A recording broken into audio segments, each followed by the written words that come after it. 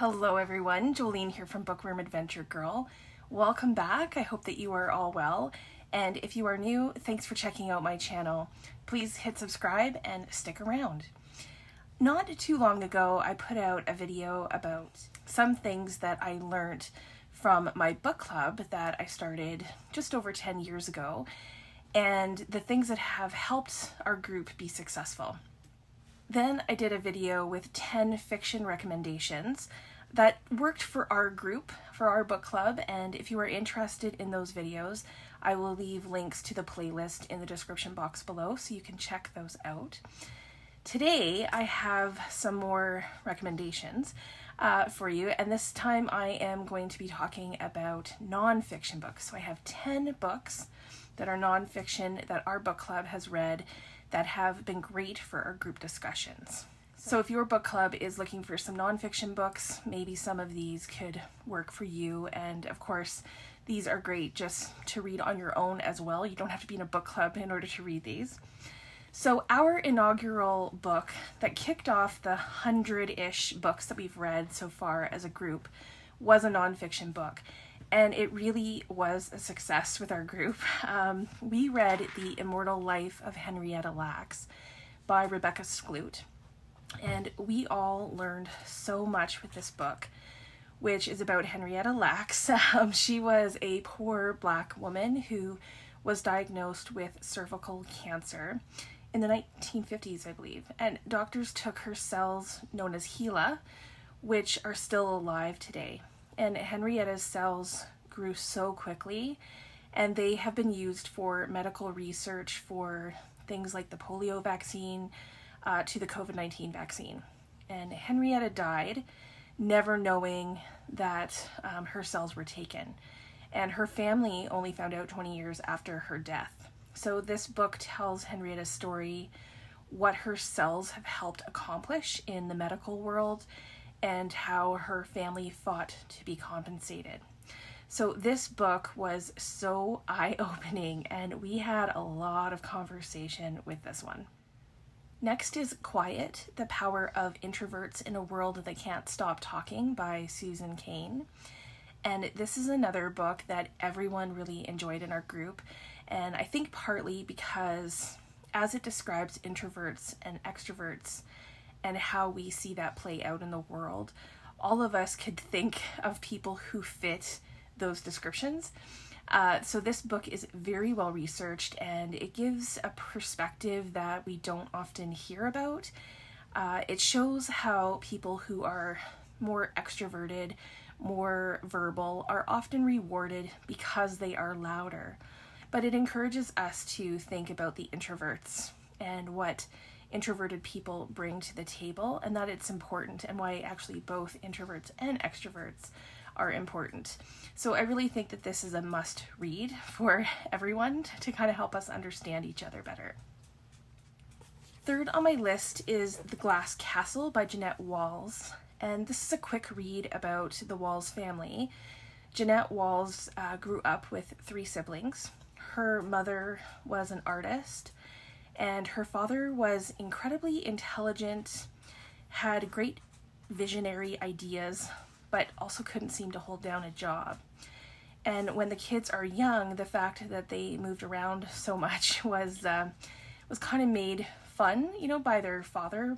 He would wake them up in the middle of the night and, say that they were going to do the skedaddle.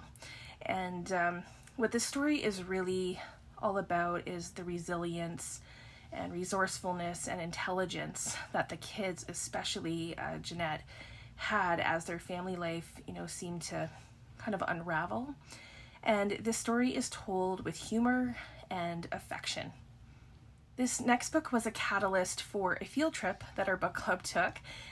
They Left Us Everything by Plum Johnson.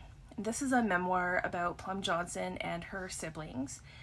And after both of their parents have passed away, they are left with the family house that is filled with 50 plus years of stuff. And with all of the stuff, Plum and each of her siblings, revisit memories and deal with their grief. So when our book club met to discuss this book, we started talking about, how the house was really just down the road. It was about an hour down the road. So we went on a field trip to check out the house, and I'll put up a few pictures from that time together. It's right on Lake Ontario. Some of the trees that the family planted have plaques. So it was just a lot of fun to see the book come to life and to see this house that we had read about. Next on the list is I Shall Not Hate by Izzeldin. I don't know if I'm saying this correctly. Abuelaish. This book brought up some really important topics of conversation. In this case, the divide between Palestinians and Israelis, war and family. And the author of this book is a physician living in Palestine. He travels between Palestine and Israel to treat his patients. And what has made him world well known is really a tragedy. In January of 2009, 3 of his daughters were killed during Israel's incursion into the Gaza Strip. And his response to this action and his loss has been one of peace. And this is another quick read, but the content is huge. It makes a big impact. So many of the people in my book club are educators, so it's probably no surprise that the next book makes this list, and that is Educated by Tara Westover.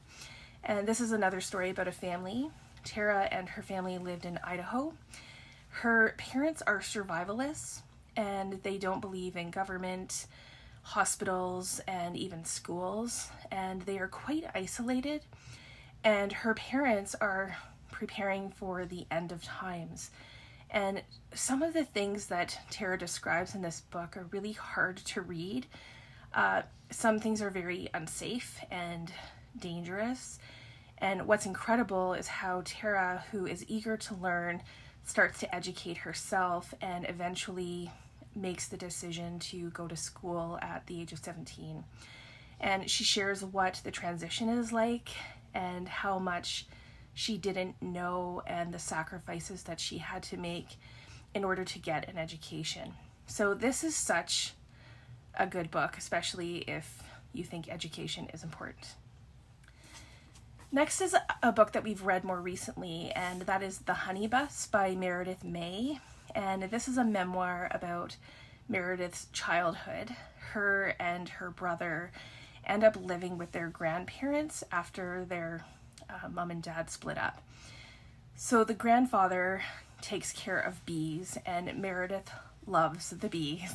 And her grandfather teaches her about how to care for the bees, and Meredith shares what she learned from her childhood from the bees and her special relationship that she had with her grandfather.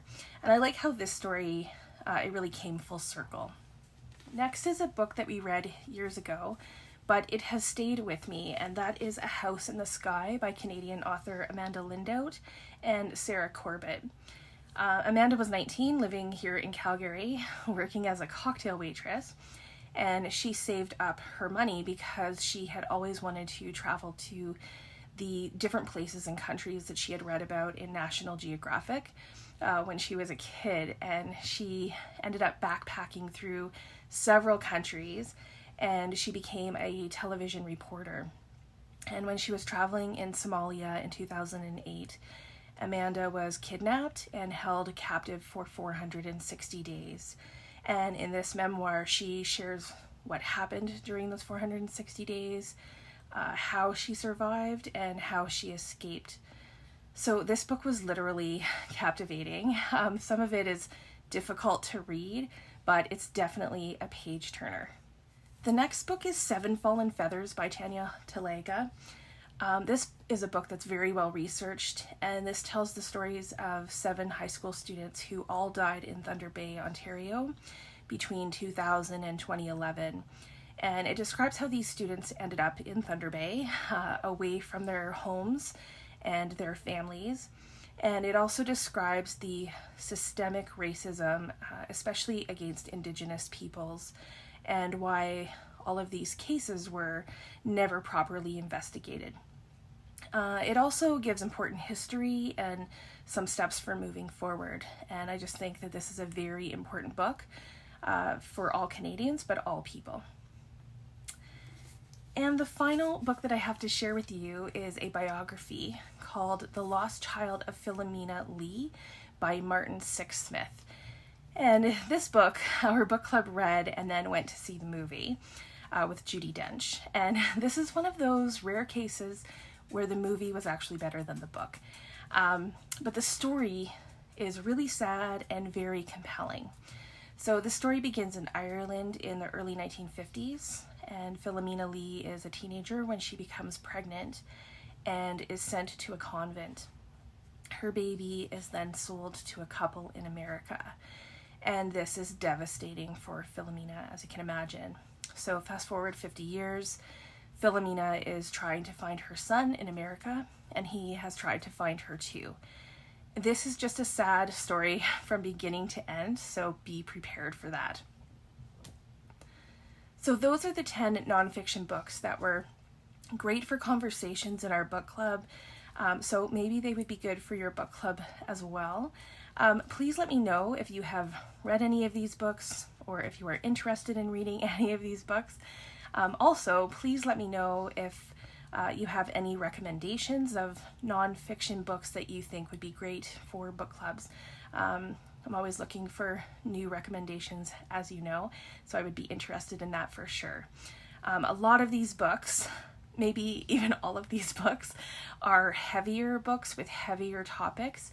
So the next video that I do of recommendations for book clubs will be humor books so that we can lighten things up just a little bit. So I look forward to chatting with you in the comments. Thanks again for watching. I hope you enjoy the rest of your day, and don't forget to make every day an adventure.